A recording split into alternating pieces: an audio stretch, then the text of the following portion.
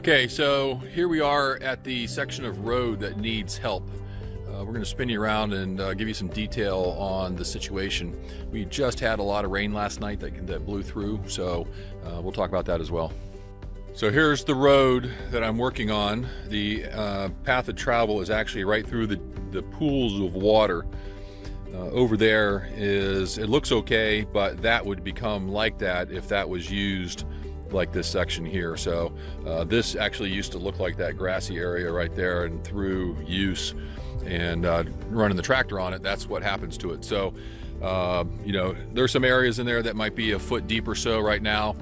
The goal is the water's going to have to recede, probably take a couple weeks, and then I'll bring the tractor in and I'll build a trench that basically follows this line here, the width of the tractor a little bit wider, lay the tires in the bottom there, and then do like I described in putting the dirt in layers and then putting the road fabric and then another layer of dirt. So we can turn a road like this, which is nasty and you need a Jeep and four-wheel drive ATVs to go through, into the road like you see over there, where the limestone is already on the road, and that is not as the mud underneath that, the organic material is not as deep over there as this. This is a much bigger problem. So I'm working to resolve this so I can make it to that section, which then takes me to the back, and I've got another road that I'm building up back there. So I'll shoot some video as this work gets done, and we'll do that in a separate video by itself. And we'll show you the tire installation and the tractor work and things like that. So stay tuned for that. Subscribe and like, and you know, we'll hit that alert button on there, and then you'll know when we launch the next video, which will show the actual work that I'm going to be doing to go from muddy, sloppy mess to nice, solid dirt road. What you see right here is I'm removing the black mud and starting to get down to the sand, and to do that I'm using the box blade, just backing up, dropping it, digging it in, and then dragging the muck away. You know, the goal here is to create a single lane that is, you know, can be flooded and driven on even when it's wet, possibly even getting above the water line, because this whole area will get 6 inches of water in it during the wet season. So I've kind of split it into two areas, so I'm having to manage some water from a rain. So I dug a ditch to help that water drain off the area that I'm trying to work on. And then right now, I'm working over in this direction and scraping that out. And let's go over here so you can see what we're getting is the lighter colored sand, which is exactly what I want. Now what I need to do is I'm going to work back over here, because I put a mound in between the two sections so I don't have a lot of water pushing into that. I can see that I'm about to have water come in from over there, so I probably need to just take a bucket and, you know, dig it out real quick. But then this is getting pretty darn close to being what I want. So once I get this done, what I'll do is I'll get the sidewalls of the tires that have been cut out, and I'll lay those down in this section, and then I'll get the tires and I'll put them in a back and forth pattern in that area, and then I'll use the gravel, which is over there, and then fill those tires up. And I'll use the stuff with the big stone in it first, and the third pile has less of the bigger rock, because it doesn't, you know, I want something smoother on the top. So once I get this section done, then I'll turn around and focus back on this section, which you can see still has a lot of muck in it. So what I'm doing is trying to drag it in the right direction so I can manage the number of trips that I'm doing, the distance that I'm traveling, the time that it takes to move things around, because every time you drive, then that gets worse, and also it just takes fuel and time. So I'm going to stay focused on this section here. We'll watch this, you can see what I'm doing, and probably widen it just a little bit. So right now, unfortunately, I've got a class 1 box blade on a class 2 tractor, and it's a little bit narrow, so it's a 6 foot. I probably use a 7 or an 8 foot, so I'm gonna have to scrape the side again to widen it just a little bit to make it wide enough. So when you do the tires, you don't want to have the tires right up against the muck, right? Because then the muck will move and the tires will move with the muck. So you want to get it down where you can have dirt, you know, the dirt from the pile on either side, and then you want space in between the tires where the dirt's going to pack in between, and it kind of, you know, builds a situation where it's going to be holding itself in place, since I'm not actually connecting the tires. If you want to go crazy, you can try to connect the tires. I've done it with zip ties and it's like 6 or 8 zip ties per tire. It's too much work, and you know, just don't have the time or the patience to go through that. So I'm gonna start widening this just a little bit, keep this ground over here on the right, because that's a little bit better ground, a little bit more solid ground. Work with the muck on that side, and then put some half tires in. So let's go.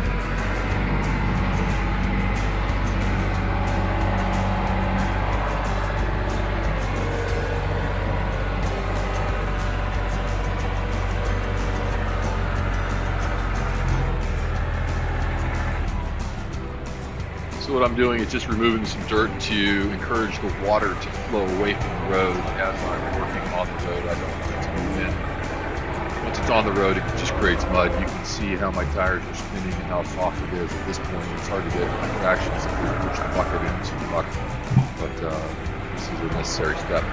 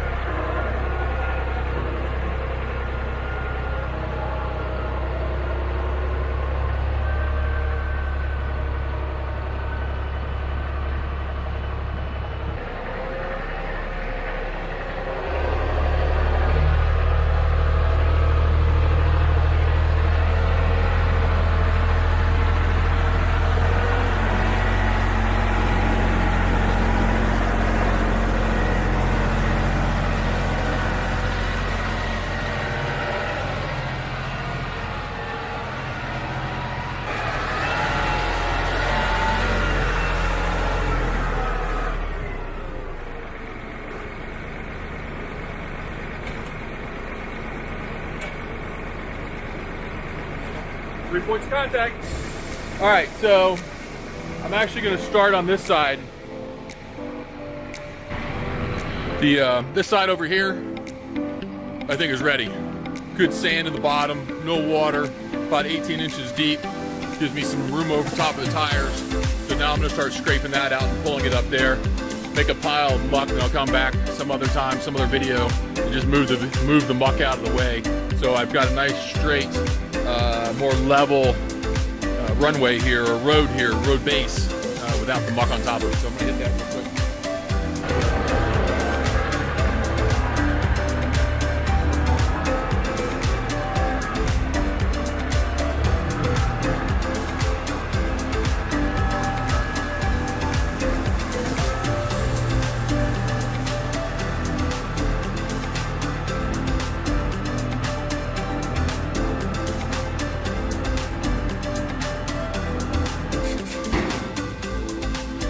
I didn't have enough limestone, so I had to have some brought in. It ran about $125 for 7 yards. Alrighty. So this is what we're going to put down after we excavate the mud. Put the tires in. Then I'm going to backfill over the tires with this stuff. Hopefully get the rock down in there. Probably have to leave it exposed for a while. Maybe get a couple rains on it. Help it wash in between the tires, but these big rocks will fit in between those tires well. And then over time, they'll crush and break down into the fine stuff that we see in the pile already. He's going to bring me something with a little bit finer material, not quite as many big rocks, so I can put a layer of that over the top, which would be good.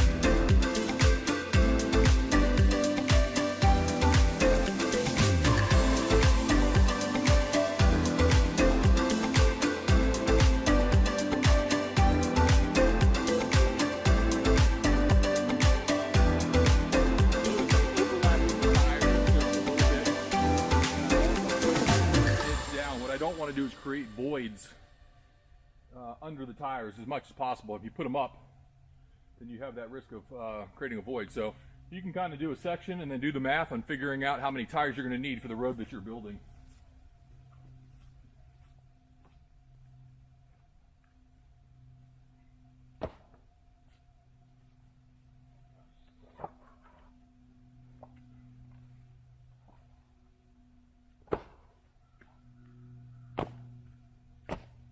Some areas you may just use the sidewalls that are cut out, like where it gets shallow. I'll just use sidewalls. Where it's deep like this, I'm actually going to use sidewalls and the actual rest of the tire.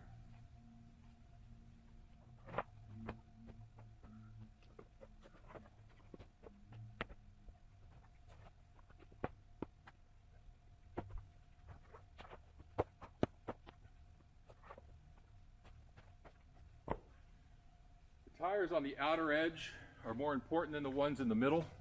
If you think about it, where you're constantly putting pressure, it's on the outside. So if you got some real crappy tires, just throw those in the middle and use the ones that have a wide sidewall on the outside. It gives you a better footprint, better resistance to movement.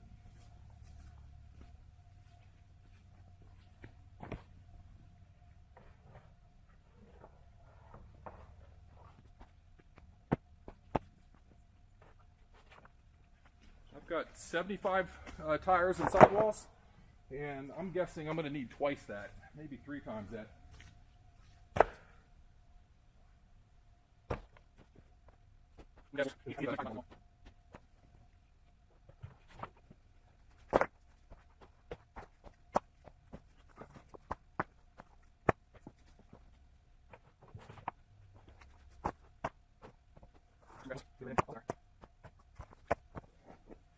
All right, that's it. That's all the sidewalls I have. So now putting some dirt on it from the pile, and then very light coated dirt. What I don't want to do is build it back up without getting the tires on there, because the tires are that tall, and I've got to be able to get dirt on top of that. And it's okay if I go above grade here, because this all floods. So let's move some dirt on top here and see how it goes.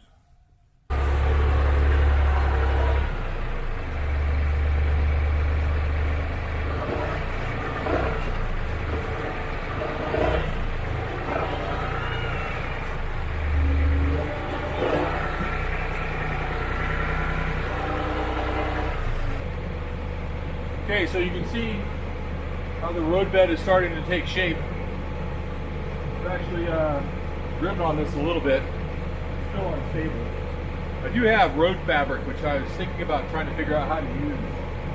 And I may use that in certain select areas where the soil is a little bit more stable. I do have a limited amount of fill dirt. So the plan now is to start laying the tires down and then start filling them in. So we'll get started on that.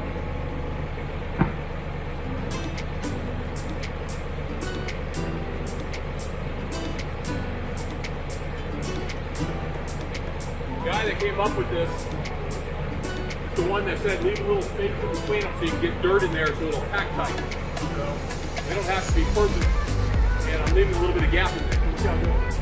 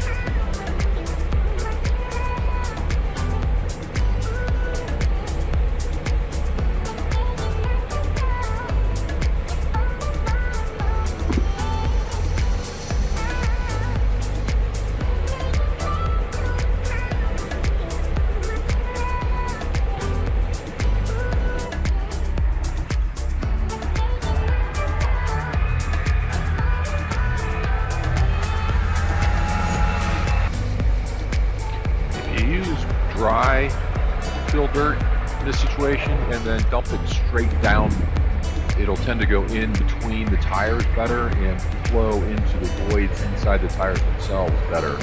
So if you have wet fill dirt, I probably would wait until it dries out. We'll come up with a slightly different plan to make sure that it goes into those voids around the tires.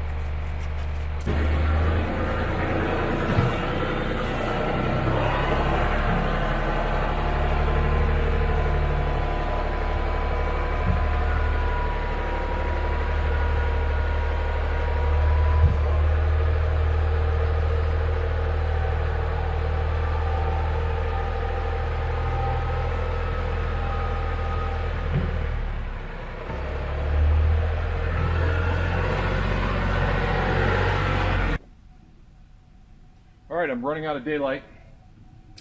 I got the prep done, got the tires here. Gonna lay them out and then have to call it a day. The sun's going down. I probably only have about 20 minutes of daylight left, so try to bang this out, at least get the tires in, maybe get a layer of dirt on it. Call it a day, and we'll see you next time.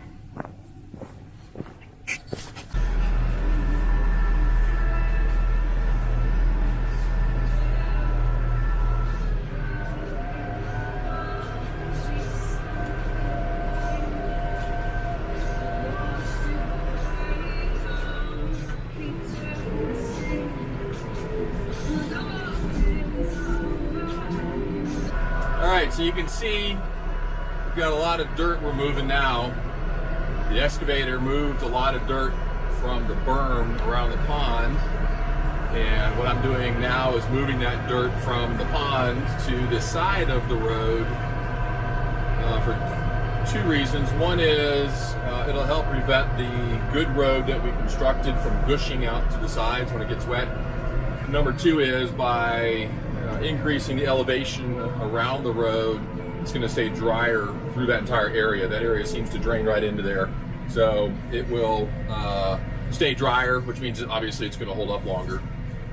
And you can see from the video we have an absolute ton of dirt to utilize at this point, so we're taking advantage of all of it in that way. And then you know, the best stuff we're trying to hold off and use for the back road section to drop down in and around the tires.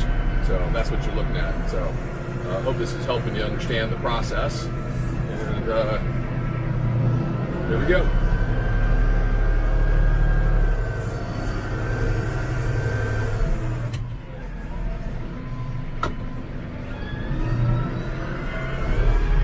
What I'll eventually do, once I've got the dirt moved, is hire my skid steer guy to come back in and let him track it in and shape it. It's really easy for him to do the shaping, and he's quite good.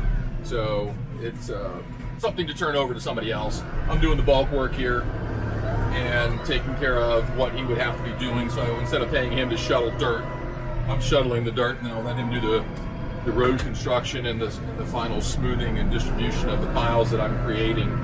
But that'll maximize my dollars and his time when he comes out here to do the rest. And should, you know, definitely be able to get this dirt staged for him today. And then I'm going to start putting more dirt onto the back road. We've got some tires down, and I'm going to start filling some of that in with the best dirt that we have, and then putting a layer on top of that with you know, the limestone, and then possibly other dirt to go along with that. So hopefully it'll wash in over time. We're in the dry season right now, so it's a really good time to be doing this work. This simply couldn't be done at some other time of the year. It's just it's too wet, and you're dealing with a swamp, so you know how that goes. You gotta work when the weather's gonna let you. And we've got a few months now of dry season, so it's really just the ideal time to be banging this stuff out. And this is the type of work that I enjoy. So that's what we're up to today. We spin you around, you can kind of look at what we have in front of us.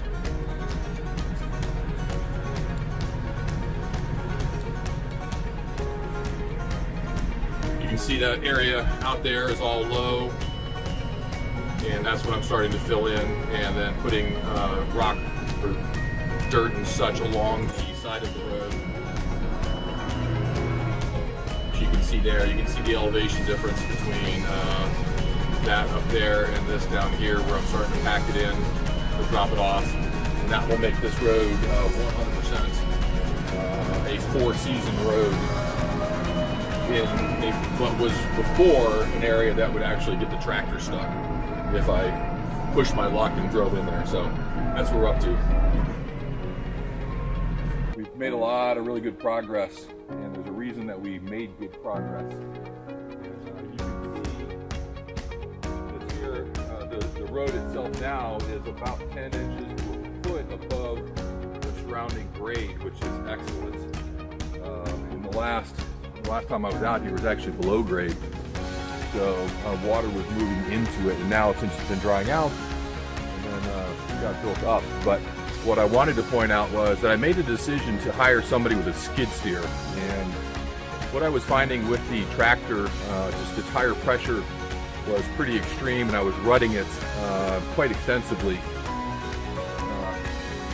as I was moving around the soft dirt. And the skid steer, and the young man that did it just did a wonderful job. He was able to get dirt that I had excavated from the pond area. I just needed more dirt, and I didn't want to bring it in by the truck, so I hired an excavator to remove it from around the pond area, and then hired the skid steer to come in and do this. So this all has the tire, half tire base underneath it. It has a layer of dirt, which is like limestone rock, and then I have a road fabric on top of that, and then on top of that I have another layer of limestone rock. So this road is exactly what you would want to see in a road that's being built in a very mucky, marshy area. So I'm going to fill in more of the less than good material on the sides. What I'm trying to do is create pressure against the road, so over time the road doesn't squish out. And by planting, basically what I'm going to do is basically plant a feed plot, a food plot on either side of this road, because it's really good, mucky, wet soil. Should grow, clover or something quite well.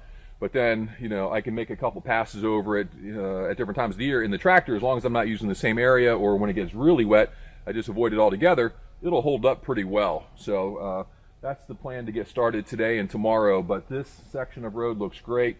Next thing we're going to do is basically repeat that process in the back, where the road is under, somewhere between, 6 and 18 inches of water during the real wet season. So we want to solve that problem permanently, and we'll be good to go. So hopefully you've learned something. If you did, hit the like button, share. This is the type of information that homesteaders can really use, especially in Florida and other swampy areas, to be able to access parts of their property that you think it's too difficult, or you've got to go four-wheeling every time that you want to go do something. This makes it a lot more enjoyable to have a good road, and it's a one-time investment. And this road is a permanent road now. It will never go back to the way it was unless it sits for 20 years without any level of maintenance. So hope you enjoyed it, and we'll see you on the next one.